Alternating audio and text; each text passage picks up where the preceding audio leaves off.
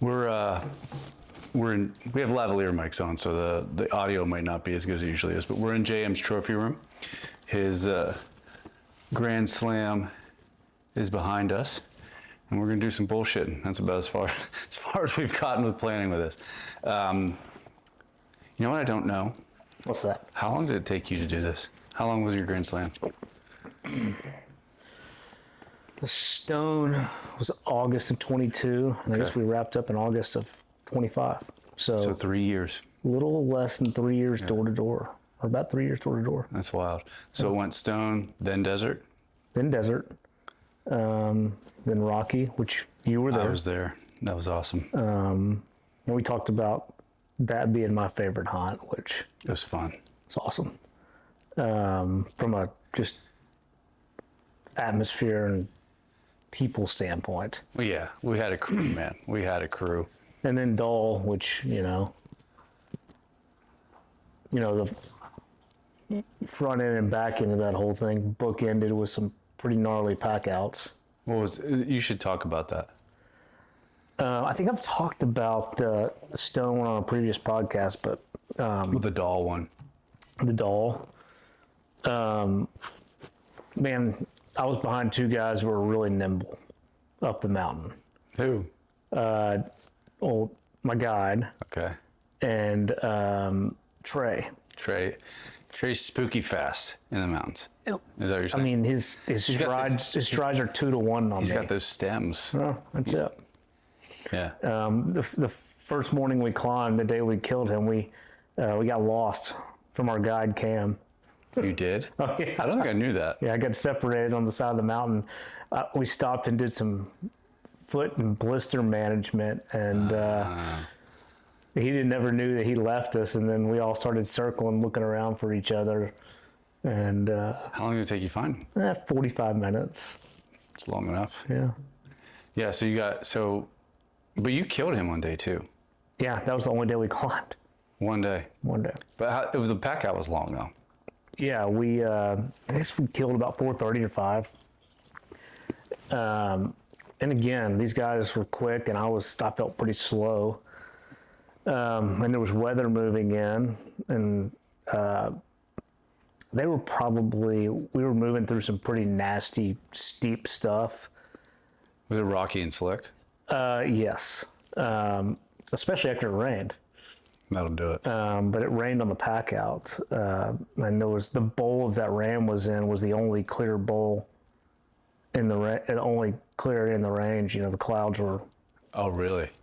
up there on us. We were above the clouds, and so we got to him in time and killed him. And then the rain came into that bowl where he was, and so I guess we finished cleaning him up about 6. And we walked back into camp at You shot him at what time? 4:35. Oh, okay. Yeah. Trophy photos, Doing the thing. all the stuff. Trey had me a letter from every sheep guide I had, and it was cool. It was really cool. And yeah, so we walked back into camp about 5:30 or 6 the next morning. So it was a 12-hour. Yeah. Yep. Slick. Lots of busted ass. Is that what took so long, just it being so slick? Yeah, so it took me a while to get down.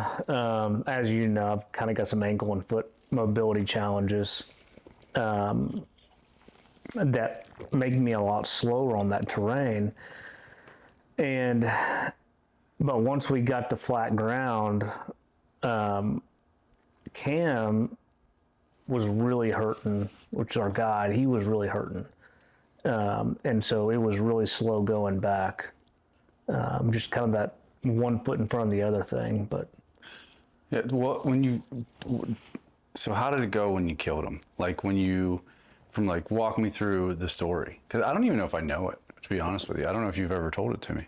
well, so the day before, we saw the ram, day 1. You saw him. Saw him. Okay. And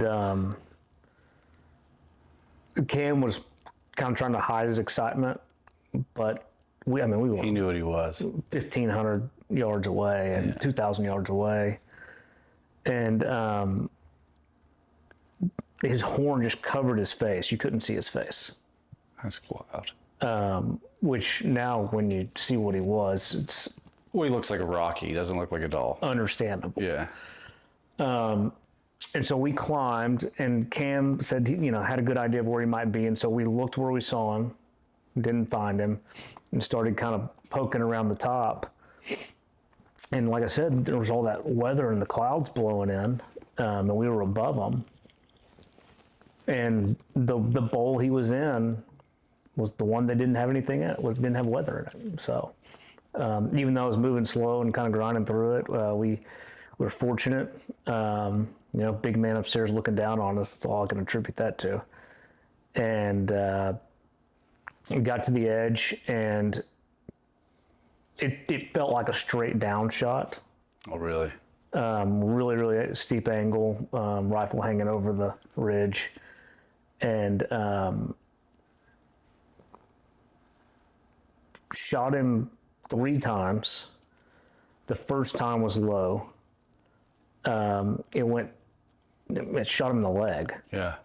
And he acted like nothing happened. He just picked his leg up and kept eating. It's a tough old bastard. Yeah, incredible. And then the next 2 we, put where they needed to be. But so we soaked it in for a minute and then made our way down that steep slope and walked up on him. And Trey's got some pretty funny footage of me and us getting to him and realizing kind of what he was. Because you don't go into a hunt expecting to walk away with something like Well, you need to say how old he was. It's a 14-and-a-half-year-old ram. Yeah, that's insanity. And The guys you went with, they kill 10-year-old rams. I mean, that's the goal. That's the goal is 10. Yeah. Rush Well, never saw a 10-year-old ram his first trip. he was at 250 on an 8-year-old ram. Yep. A nice 8-year-old ram. Yep. But he was 8, so. And so, that was another thing is when we got to the ridge, I was like, do you need to age him? He's like, don't need to age this one. So, Pretty sure. yeah, Pretty confident. He's good. Yeah. But, we got there, and pretty quickly after we got there and started looking at him, Cam pulls out a tape, which I've never, that's generally not Something you do. something that happens. And they measured that side that was broomed less. So both sides, the side that's not really broomed much. Or I guess it is still broomed a bit. And that long side was over 40. That's crazy. Yeah, it's incredible. You don't go into that with that kind of expectation. How did you feel when you saw, when did it hit you? Was it, how close were you to him when you were like, holy shit? We came up around behind him. Cam got to him first and turned his head. And that's when, you really knew. You're like, oh man. Kind of like one of those, what have we done kind of. Oh, really? What do you mean by that? It's just awe, respect, Okay, right? sure. Not like, oh my gosh, we shouldn't have done this. More of a,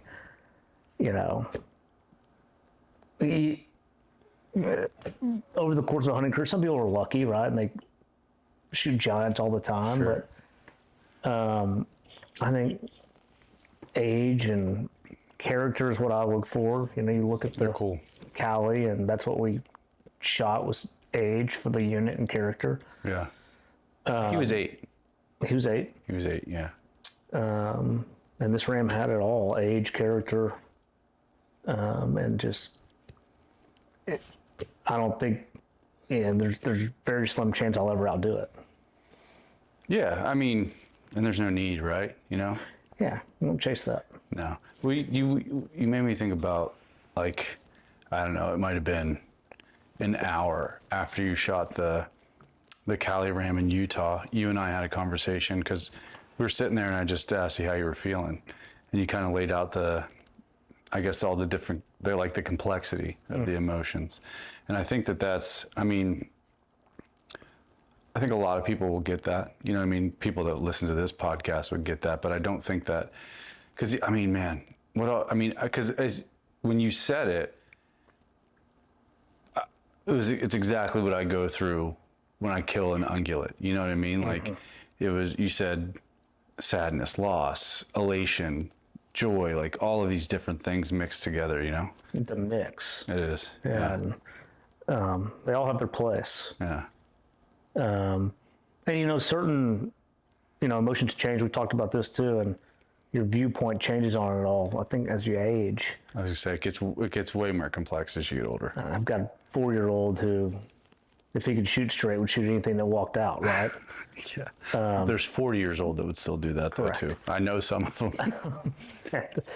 I remember going through those stages, and it's still fun to hunt and harvest and be successful, but perspective's different. You value your time so much differently now, and just what it takes to go into those things and to prepare physically, mentally, work-wise, family-wise. It's a big investment. Yeah. It's a huge and from every aspect. It's a huge investment. Yeah. And it's like, I don't know. It's I think it's a good thing to. It made me. That was we were towards the kind of at the beginning of our friendship there. You know what I mean? Yep. And I took you on an overnight date pretty quick, didn't I? you did right into it. You didn't even buy me dinner yet or nothing. You didn't buy me dinner till after the hunt. When you said that, like about the complexity of everything, I was like, I like this fucking guy. You know what I mean? Like that, because that's my kind of hunter. I just think back to. Do you remember? I'm sure you like the old Saturday morning hunting shows and stuff. And I used to watch them. I think every kid that grew up hunting would watch them. Yeah, watch them, and then like Bill Dance Outdoors came one afterwards. Jackie Busham's Buckmasters. And the Spanish Fly. Like I used to watch all those damn things. And but it was all just like rack 'em, stack 'em, kind of bullshit. And I don't know, I'm not into that shit, man. So it's always. You're around the right people because I've been on trips when I was around the wrong people. Yeah. And I don't know, it just doesn't feel right. It just doesn't sit in your guts right, Lots of friendships made and lost over hunting. I agree. Yeah. I agree. Yeah. I mean, one trip to Alaska, we don't have to get into all the details, but it's just like, it made me very, very apprehensive about who I'll say that I'll go places with. But like, when you asked if I want to go along on that hunt, like obviously you and I had been working together for a while. I'd had several conversations with Trey, and like I knew you guys from afar, so I felt pretty confident. But it's like from that point forward, back in 2021, like for the rest of my life, like I'm at least having a handful of conversations with somebody before I decide that I'm going hunting with them. You know what I mean? I've heard the story. It's just not what you want, It's understandable. But you did your slam. Yeah. How did it feel when it was all done? Bittersweet. A goal accomplished. You did have the specific goal of doing it. Not when I started. I was gonna say I didn't think you did when you started, because I know you were on the moose trip with Trey. Yep. And you were like, "What should I do next?" Yeah. And so at that point, he advised me to do the stone, which is really good advice. Where did you do that again? British Columbia and Spatsizi River Outfitters. Okay. And then he talked me into the desert. Which is a very different experience. Completely different. Yeah. A lodge-based hunt. Yeah. Margaritas every night. Doesn't suck. I mean, listen, like, you got to go out and do some shit where you grind a bit, but then there's other times it's like, it ain't so bad to come back and have a margarita at night. Different experience, and I thought, okay, I'll probably be happy with this and have a big horn and a thin horn. And then we talked about Dahl and said, okay, well, it gives me something to keep striving for physically and mentally. And so we booked it at Arctic Red, which is Oh, you booked that before before the Cali. Booked that before the Cali. Okay. The Cali fell into place. Yeah. You found that though. I did. Yeah. Once I realized that I was going after the doll and I knew I had one left, then it was like, all right, we're going to try to make this happen. Okay. And I just went in and just did a bunch of crazy research and kind of figured out what it was going to take to do it. And, Trey was saying, well, you can go to Alberta and do this, but you really don't want to do that. And because, it's success rates are low and it's just, it may not be a hunt you want to do. Sure. And so I researched and found the auction tags. And frankly, we went and tried to find the most economical one we could find. And they get up that's where we there. landed. They get up there. Correct. And they're getting up there higher. That unit's not even open anymore. No, that was the last year of that unit. Yeah. So, and funny enough, when we were at Arctic Red, there was a biologist from Utah who used to work that unit No shit. and manage the sheep in that unit. What did he have to say? He asked how we did and what we ended up taking, and he, like the rest of what we heard, was that was a top end ram from that unit. Yeah. Everything else we saw was 6. Young. Yeah. Was 6 years old because we found that one back on the back wall, that box canyon.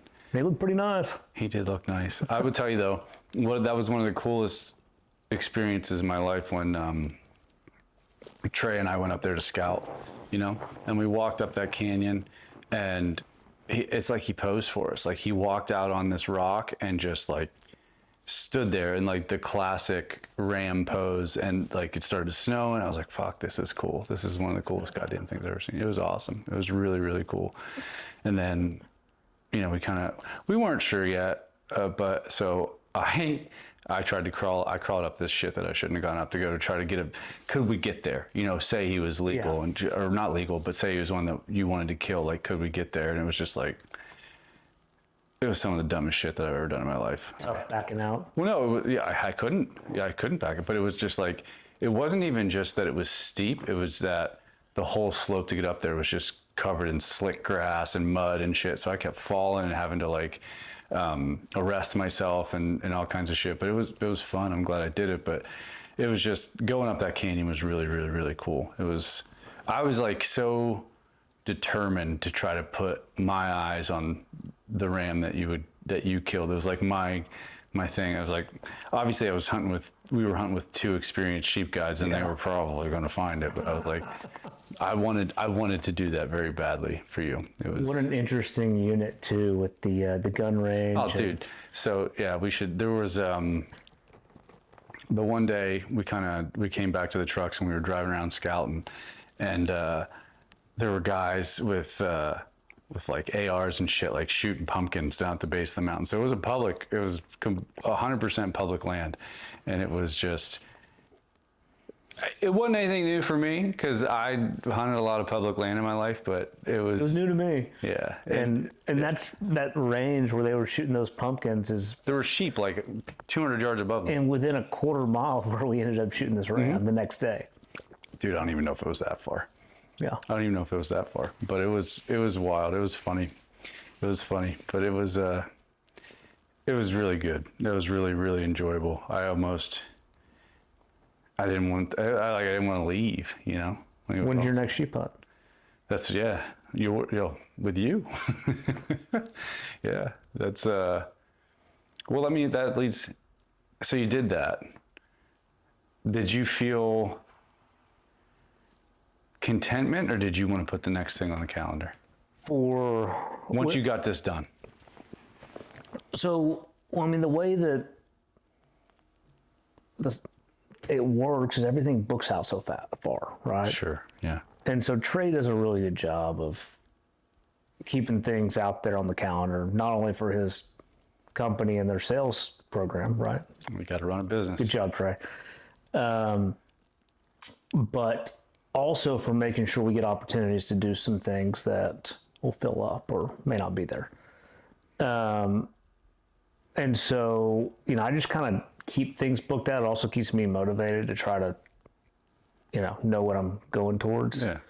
So we pretty quickly after that, within a month or two, What's that? we ended up, that's when we all started talking about Nepal. Oh, dude, we talked about that this past fall.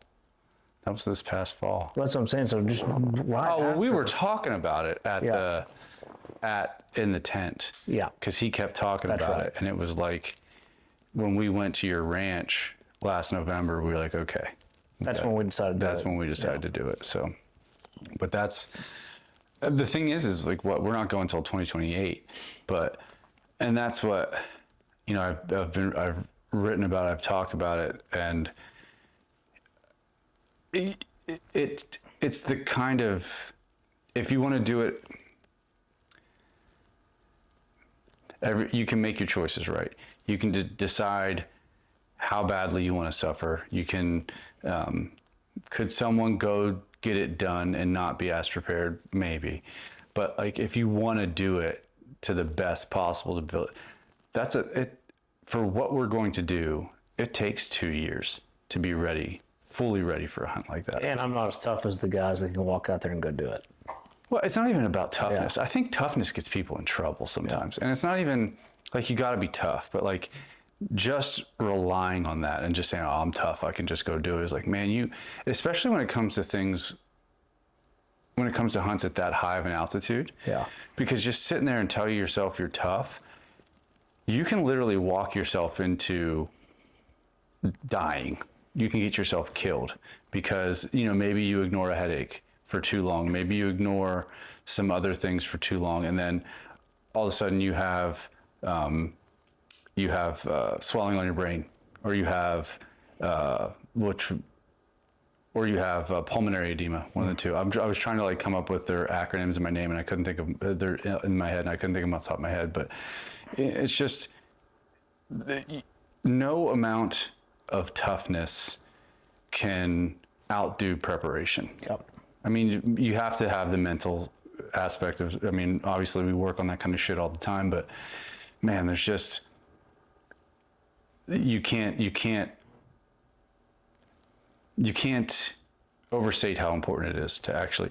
Joe Paterno, I mean, obviously, a lot of people changed their opinion of him after a while, but he used to say the will to win is important, but the will to prepare is vital. And that's, I mean, if you want to do that kind of shit, or if you just want to do this for the rest of your life, like you have to be willing to prepare and not just say, oh, I'm tough and I'll just go do it, because it might not get you this time, but it's going to get you at some point. At some point, it'll catch up. It's going to catch up with you. So, Yep. yeah. So that's going to be exciting. We've got, and we're actually tag-alongs on that hunt for some other guys who were gracious enough to let us join their trip. Yeah, that's a good thing. So that's exciting. Have you decided? So we're definitely gonna. So we didn't even say it. We're gonna hunt blue sheep. Mm-hmm. But you're considering the ibex on that trip, or no? You're not gonna do it. Oh, that's right. We talked about that. Not doing it. One thing at a time. That's not my MO either. What do you mean? I love the combo. Just and having several. have an additional tag for species. Keep your options open. I try it. And I mean, I'm for however many days on caribou trying to do that. But listen, but you man. know what? It would have taken away from what that was. So I don't know. Do you think it would have? think For it sure. would have. I think that. Why do you think that? I think that ram deserved a hunt of his own. Nah, I get that for sure. I bet you wouldn't have been pissed if you got to pull a picture on a I caribou wouldn't either. have. You wouldn't have been upset about it. Yeah, it would have been fun. But you did kill a wolf that trip. We did. Yeah. Yeah. When did you do it later? The day after we got back into camp, we were resting. We were having dinner, or heating up dinner, and I caught a glimpse of something moving out of the corner of my eye, and ran and got my rifle, and There you went. they got me lined up when they saw him come through, and it just happened quick. Sitting in camp. Happens, man. Yeah. The wolf you killed was beautiful too. Yeah, it was just one of the grayish wolves, pretty wolf. We ended up seeing a really cool black wolf later in the hunt. I've never seen a black wolf. Man, it was incredible. I believe it. I mean, you can see yellow eyes from 15, 1600 yards. Oh no shit. Yeah, That's wild. it was pretty cool. They're cool critters. But yeah, that's beautiful country up there. But caribou was not as fun. It is I've got a couple of nemesis animals. That's one of them. I mean, we could go get it done. It wouldn't be as, I don't know what I want to say. You might not kill as big a one, but I was willing to kill not as big a one. yeah, they're cool. They're just goofy. Yeah, they are They're cool just weird critters. But they're just there or they're not. That's it. Yeah. They're there or they're not. And you give them a couple days, and if they don't show up, you move. That's just kind of. We did not move. Yeah. How long did you sit on that hill? 12 days. Jesus Christ. I'd have probably gotten close to losing my It mind. was really hard. Yeah. There's only so many mountain houses you can eat. So many walks down the hill for You water. get so bored that you just want to eat. Oh like, my just gosh. to like, We were just wanting to walk up and down hills for water. Yeah. Yeah. It was. and you didn't see any? No, we saw a few, but nothing that we could You could shoot. shoot. Camped out on a bear trail for 12 days. That's nerve wracking. Yeah. And you slept with the head in your tent. The first night, then the plane came in, and when they moved us, they took it out. Oh, okay. That's Yeah. good. Yep. But the first night we got to the hill on the bear trail where we made camp. We left some of the meat that we'd brought along down by the stream, and that got raided the first night we were Oh, there. dude. Yep. There's So, a ton of bears up there. Yeah. Ton of bears. That's like, we were talking about, because you said about wanting to kill a Roosevelt, and I said about a fognack. And everybody that I know that's gone there, it's like they at least lose part of their elk. Like, you're not bringing it all back. It's just not going to happen. We might get lucky. Makes the pack out a little easier. Yeah, maybe. I mean, Maybe a little more puckering, but definitely more puckering. I mean, you're not going there without a bear fence. Like, Yeah. you have to have one. It's a spicy place. But I've never had like, I don't know. Well, I've never had a run in with a bear that I realized that I had. I've seen them pretty close. I walked at one like an idiot just to get a picture one time. But the only time I was ever really close to a grizzly is the opening day of rifle season. Did I tell you this story? I don't think I've heard this one. Oh goodness. It was the opening morning of rifle season in Montana in 2021. And we had started hiking at like 2:30, 3 in the morning to get up to the top of this mountain. Cause like the plan was there were going to be guys down low. Everything's going to funnel up to this knob. That's where we're going. I was with my buddy Josh, and my buddy Christian was there. And then this woman happened to be there that was friends with Josh and just happened to be in town, and he said she could tag along. She didn't even have a tag for the unit. She was just coming. And so we start hiking, and we get going, and it's obviously still pitch black out, and she's just terrified of the bears, just like terrified. And so we were trucking pretty good, and she kept falling behind. So I'd go back and like encourage her and like walk with her for a while and make sure she felt. And so I'm running fucking laps, like going back and forth. And so we get up towards the top, and we had got turned around. We were on the back side of the ridge that we wanted to be on instead of the front side. And Josh was like, shit, like we got to go this way. The chick was kind of struggling to keep up, and Christian didn't have an elk tag, so he just had a mule deer tag. So he's like, I'll just hang back with her. You guys go. You both have tags. And so we started booking ass, and Josh was like, dude, you're faster than me. This is where we're going. I'll just meet you up there when you get there. And so I fucking hauled through this not super dense, but dense enough pine stand. We get up to the knob, and no bullshit, I've never felt like a bigger pussy in my life, because this fella and his wife pop up over the top of the ridge from the backside, and this son of a bitch is in New Balances and jeans, and his wife is just standing there, just the smileest thing you've ever seen in your life, and he's in New Balances and jeans, and I swear to God, other than the New Balances and the jeans, he looked like Yosemite Sam. It was amazing. He just looked exactly like him. And so he hollers over at me. He's like, "Did you see the bear?" I'm like, no, what bear? He's like, there's a big goddamn bear. You ran right past it. Son of a bitch. I had no idea. No clue it was there. Probably for the better. Luckily, it didn't decide that it was going to chase me, because that would have been Man. terrifying. But yeah, it was a big son of a bitch and bear. It went right through there. Jeez. I didn't even know it. You know, I did stupid. They're like, stealthy, aren't they? yeah, I mean, I don't know. We were talking about this the other day. I think people freak out about them too much sometimes. Like, it's not like they're waiting around every tree. No, you need to have a healthy respect. Don't be stupid. I've been dumb before. When in caribou camp on the tundra, dude, our camp was gross. Like, there was blood everywhere. There were hides everywhere. There was meat everywhere. Like, how we didn't have a bear in camp. I mean, there's not that many up there, but those barren ground grizzlies, they're hungry. So I'm surprised we didn't have one. But like, I saw their excavations and shit, and like just tearing the side of a hill out looking for ground squirrels, man. It's like the damage that those things can do is impressive, dude. It's impressive. They're strong. They are that. They're that for sure. So you did all this. I'm curious. I don't think I've ever asked you this question. Like, not just with sheep, not just with, like, do you have like a favorite hunt that you've been on so far? From an experience standpoint, from a critter standpoint, whatever it might be. You know, there's a lot of recency bias in a lot of stuff you do. Sure. Right? So the most recent thing was, took my little boy to the ranch last fall, and he was with me when we shot a buck. It was a good buck. And so we got to enjoy that together. He's back there. He just got here this weekend. Man, that was awesome. The sheep hunts are great. The leopard hunt in Mozambique was the most mentally exhausting, high and low, that I think I've ever felt. What were the highs and hunting. lows? We didn't have a single cat on bait until the morning of day 11 of a 12-day hunt. And I had already kind of relegated myself to the fact that Wasn't gonna happen. this wasn't going to happen. Yeah. And then once we got a cat on bait that was a male, then they had to get it approved through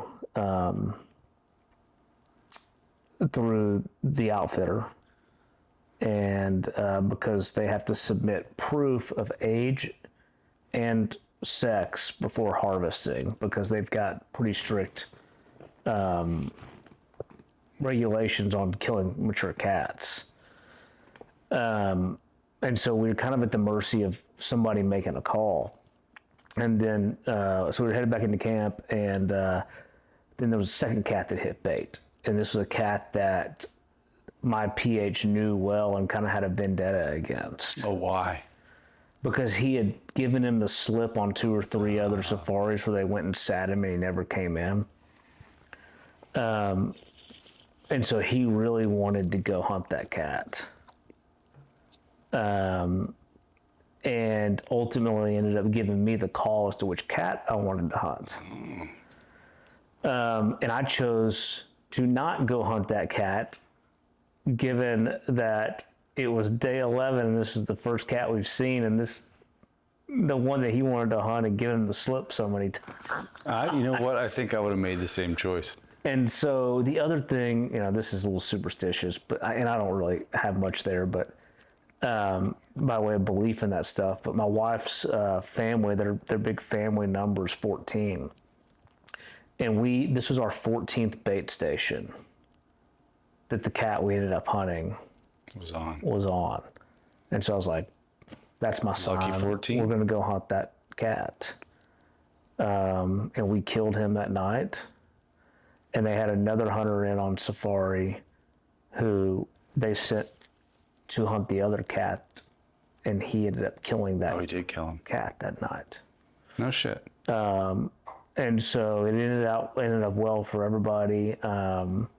I can remember, you know, going back into camp to get approval, and frankly, very emotional that I was actually going to have an opportunity to sit on a cat. So you guys had to go the whole way back into camp to get the... Yep. Okay. Yep. And then, you know, went back out, built the blind, and sat, and Cat came in and was on the rifle for 20 minutes waiting on him to get in a good I position. remember you telling me that. Yeah. Every muscle, my body cramping. I bet you're exhausted after that. Yeah, you worn out. Hands sweating and just every emotion going through your body. How far was your blind from the tree? 60 yards. Yeah. Yeah, they're tight. But man, that was incredible. Yeah. What did it feel like after that? That's a good question. I'll ask you this. The only predator I've ever killed is a coyote. Mm-hmm. Never killed a bear. Bears are kind of predators, but like never killed a bear, never killed a wolf, never killed a mountain lion, never killed anything like that. Do you feel differently after killing an ungulate than you do a predator? Mm-mm. No? Same feelings? Still alive. Well,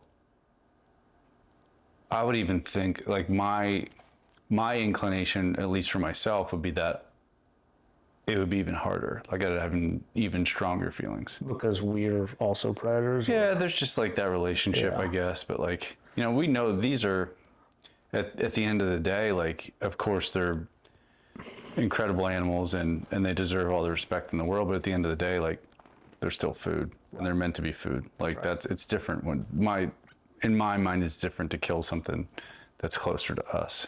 Yeah, no, it was,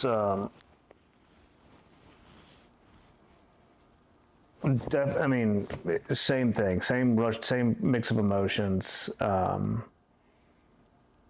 big heavy weight off, being able to do that because, I've got a wife here at home who isn't necessarily all about the hunting all the time, but whenever I go on these hunts, she's super supportive and really pulling for me. And, you don't ever want to like come back home unsuccessful. Pretty far trip. It's not like you just went down to the ranch either. Right. Yeah. That's right. Yeah. You leave for 2 weeks, leave your family behind, and like, but those are the stakes, right? That's fair chase hunting. We know what we're signing up for every time you do it. You're just punching your ticket to the show. You're not guaranteed anything. That's right. Yeah. That's right. Do you think it's gonna get tougher to leave now that you have 2 kids? Like for you mentally? I'm supposed to say yes. Yeah. You're supposed to say whatever's true. Yeah, the answer is yes, but it's also I need that space as a person Yeah. to be better. And not everybody needs that space, but I do.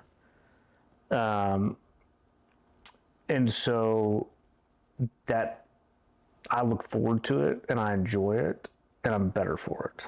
It's good. It's good self-awareness, man. I think a lot of people run into that and they either like deny their needs or they don't communicate them well enough that they don't just get what they want. Yep. Because, if you don't get to go hunt, it takes away from your ability to be the dad and the husband and the leader for your company that you need to be. I think it's going to get harder the older they get. And I think... Because they're going to want to go. Will's going to want to go. Yeah. And this November, when we go to Alaska, I go to Alaska, he's probably going to be pretty upset. You think so? Yeah. Yeah. I think I can see that. Because he thinks that he's supposed to be riding shotgun.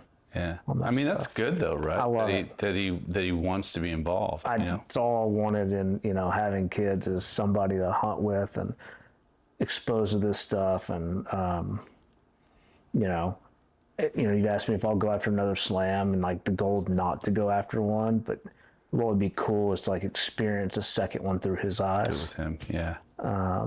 If those opportunities are there for him when he's old enough. That'll be interesting. So that whole world's getting a little weird. So yep. Did you see that shit in? This is a total subject change, but did you see that that shit in Oregon? I guess I didn't. No, there's this bill that's actually gaining steam. They have a petition. There's like 117,000 signatures or something on the petition to make hunting a form of animal cruelty. I did see that. Yeah. So they're trying to get hunting banned in Oregon, and that's their angle to do it. That's insanity. There's a lot of insanity. Dude, in I this was world. I was texting. I have a text thread with my buddies Al, Brett, and Jordan, and so I think I texted them about that this morning, and Jordan just wrote back is like, have these people never watched Animal Planet? You know, and it's like, Nature's more cruel than we are. oh, it is. But I mean, the thing is I don't even think it's about that understanding for them. Yeah. It's about signaling that, oh, I'm a good person and this is how I think. It's not necessarily about anything beyond that. They don't think, they don't know, they don't understand. It's just, oh, I'm a good person and killing things is cruel. And it's like, you've never been hungry. You've never really been hungry. And that's like, I don't know. Maybe this is a little too philosophical for this conversation, but like, you know who you are under a very narrow set of circumstances. Yeah, that's very true because there's not much true need to forage or find food or worry about where your next meal's coming from. There's none. Generally, I agree with that. Well, that's not true. It's not that there's no. If you're fucking watching this podcast, you've never had that problem probably haven't had that problem for a significant long. But there are people in this country that do have that problem, and guess what? They're willing to do things that yeah, man, are seen as unsavory in order to. And that's my thing is like, you know, just even thinking about poaching deer, man. Like, you're shooting a deer to feed your family. Far be it from me, you know. But like, I remember this one time I was going fishing in the winter. Deer season was over, and this was back home in Mifflin County, Pennsylvania, and hell, it might even have been spring, but we were going out. It was spring because we were going to fish for smallmouth because it's fun to fish for them because they hole up in these, and you can just catch monsters. And we were going down to fish, and some guy had shot a deer, cut the back straps out of it, and then dumped it in the river. And it's like, come on, man, you know. Like, if you need that deer to feed your family, that's one thing. But, like, just cutting the back straps out and tossing it, like, get the fuck out of here. Yeah, I hate that. Yeah. But it just lends credence to some of the shit. And just seeing some of the shit you see on social media, and I'll probably piss some people off when I say this, but I don't really care. It's just, you know, you see the videos of, you know, here in Texas or wherever hunting sandhills, and then just making a big joke out of going out and clubbing them to death and doing all kinds of stupid bullshit to show off. It's just like, their necks are this goddamn long. Shoot it in the head. Yep. Like, get it over with, you know? It's just, I don't know. I don't get that shit, and it really pisses me off. Well, it doesn't do us hunters any favors. Not at all. And it's like, you have to, and they come back with the argument, it's like, well, we're not going to sway them anyway. But it's like, no, you're giving them more fucking ammo, though. Right. You know, like, it's so, I don't know, it's just like so selfish and egotistical to. Yeah, there's, you know, you got that whole respect for your quarry. Yeah.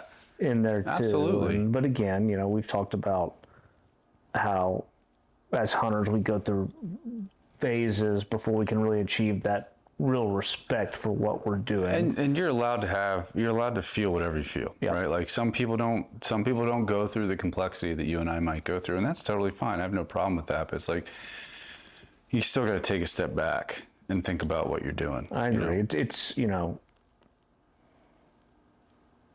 it's easy to judge, but it's also easy to understand. Sure. Where people go from a mindset perspective. Sure.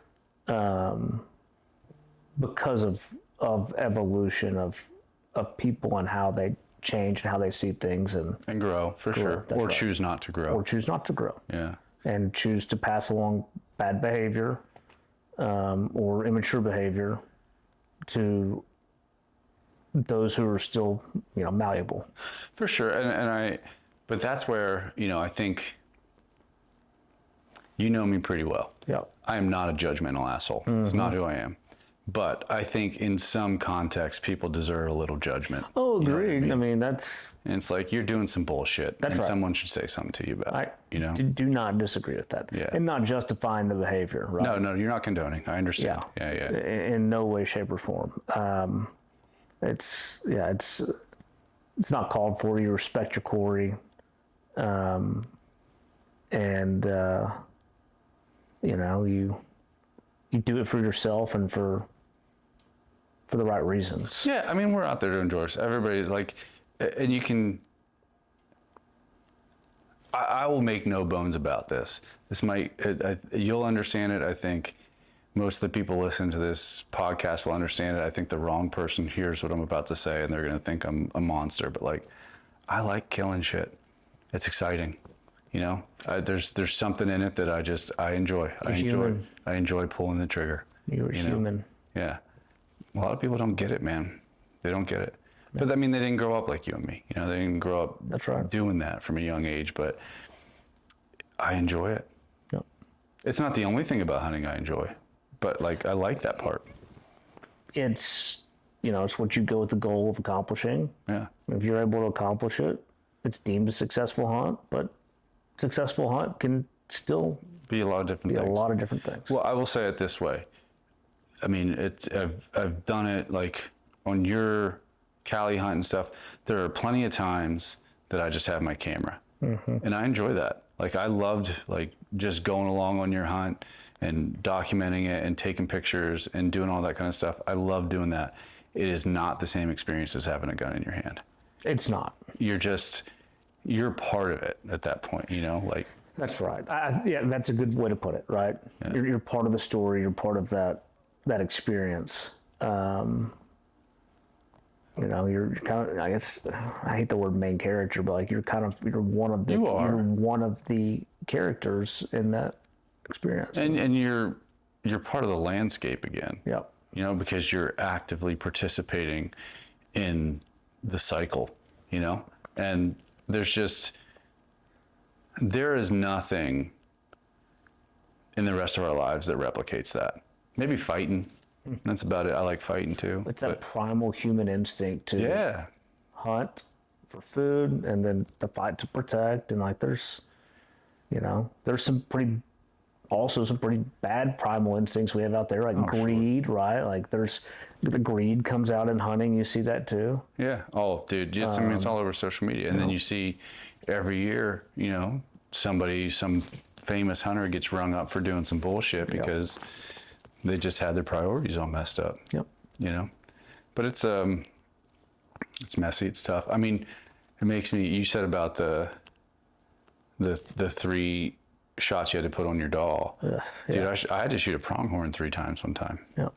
And we were in Wyoming and we were going to check this thing out, and we were walking up this rise and we were getting out of the truck, and I said to my buddy Christian, I was like, hey, should we grab our packs? And he's like, I think just grab your rifle. We're just going to go a peek. I doubt there's anything. And we get up there, and down in this like gully or whatever you want to call it, there's 3 bucks there. It's like, holy shit. And so there was one decent one, and I decided to kill it. And so he wasn't far. He was 230 yards, but you know, I was 100% not as good of a shooter then as I am now. And so 230 yards, I shot, and I literally blew 2 of his legs off. So I shot, and it hit his front leg and hit his back leg.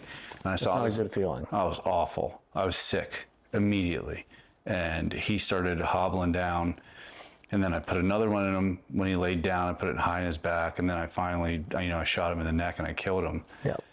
From like 100 yards. But it was just like, I got up to him. We got him taken care of.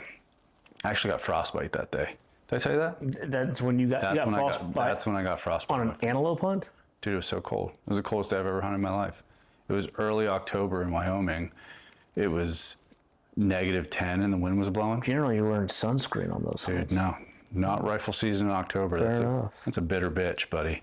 And so I got frostbite, which didn't help. But when we were done cleaning him up, and I think we must have walked back to the truck to get our packs. So we're walking out with him, and we get down, truck's a few hundred yards away.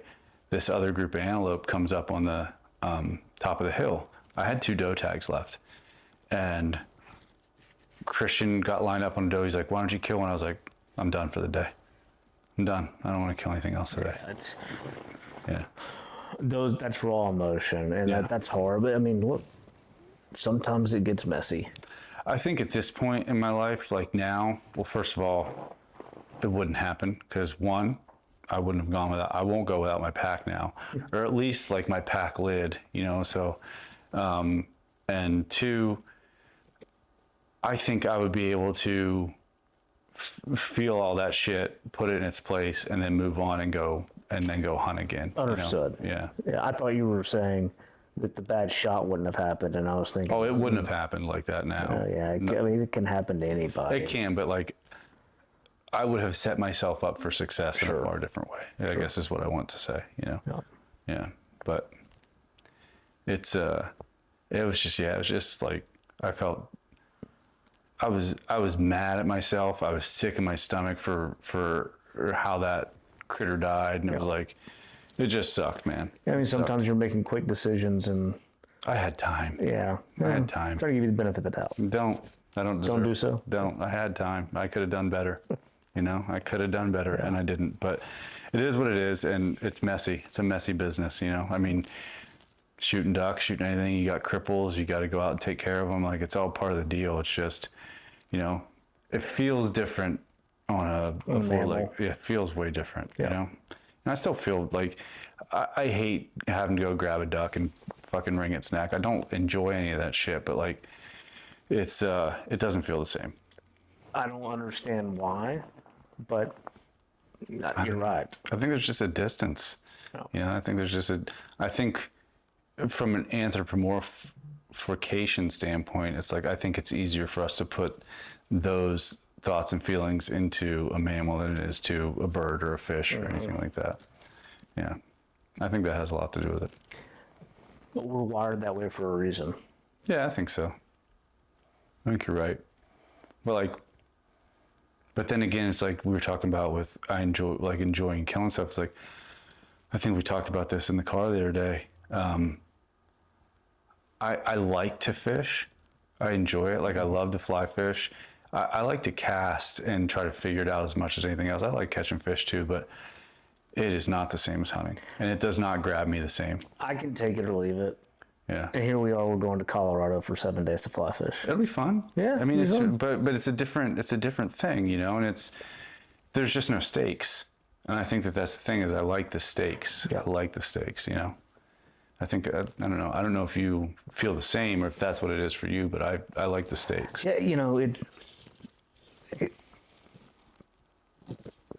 golf feels like it has higher stakes Really? than fishing to me. I get that. Yeah. I get that. You know, competitiveness against yourself and executing and fishing. Yeah, it's like, It's like a pastime. yeah. It's not it's like some people, I mean, The biggest stakes are the bird's nest that can come out of that bait cast. I think the way that I just thought of this categorization in my head, and I don't think I can extend this beyond people who hunting is their main thing, but like, it's like a second tier hobby. Fishing is? Yeah.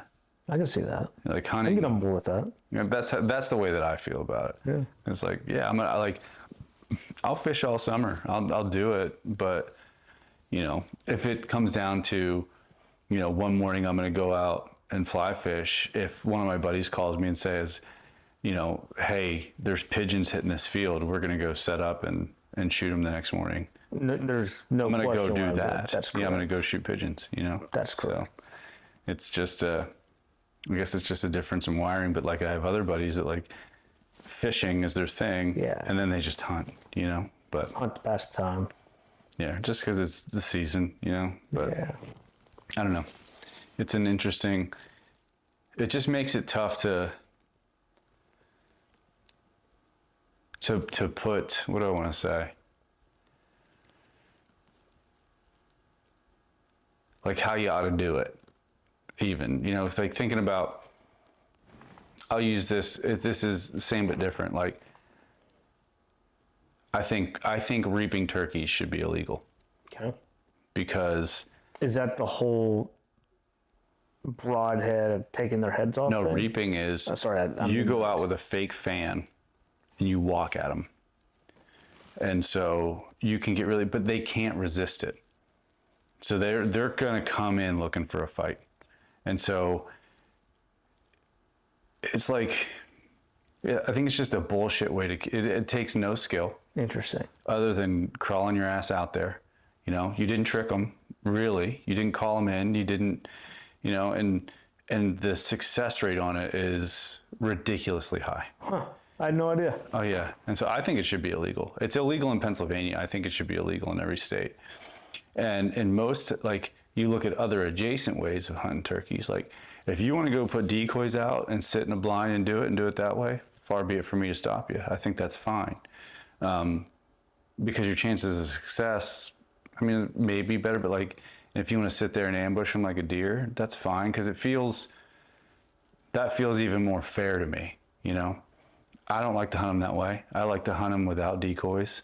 And it's just me, the noises I can make with my mouth and how I use the terrain and figuring out where they're roosting and doing my best to get close. But so when you're in certain confines, it's like, you can't really, it's tough to judge somebody for how they might do it. Yeah, but then you get to certain things and it's just like, that's some bullshit. Well, you know? but somebody like me who would not know that You wouldn't know the bullshit, difference. Yeah.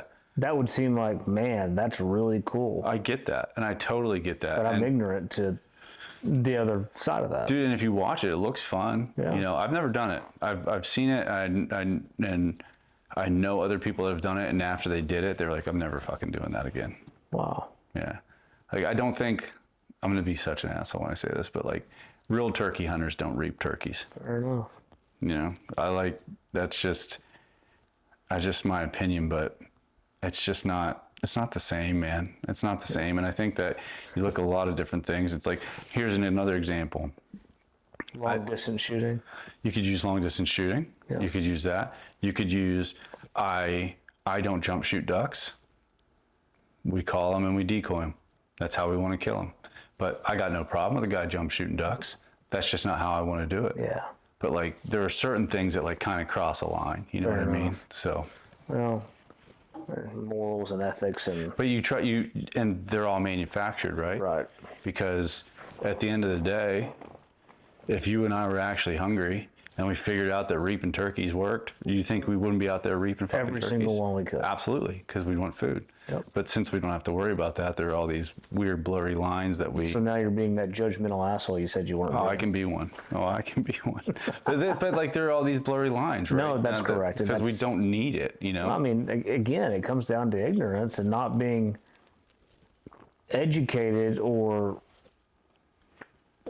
it's just different ways of thinking. And I think that that's just a really good way. Like, my ignorance was not out of being an asshole. It was out of, I didn't know. Oh, for sure. Well, we lost the camera for a second, and maybe that was a sign that we're bullshitting for too long and starting to talk about shit we don't need to talk about. Fair enough. So we're gonna wrap it up. But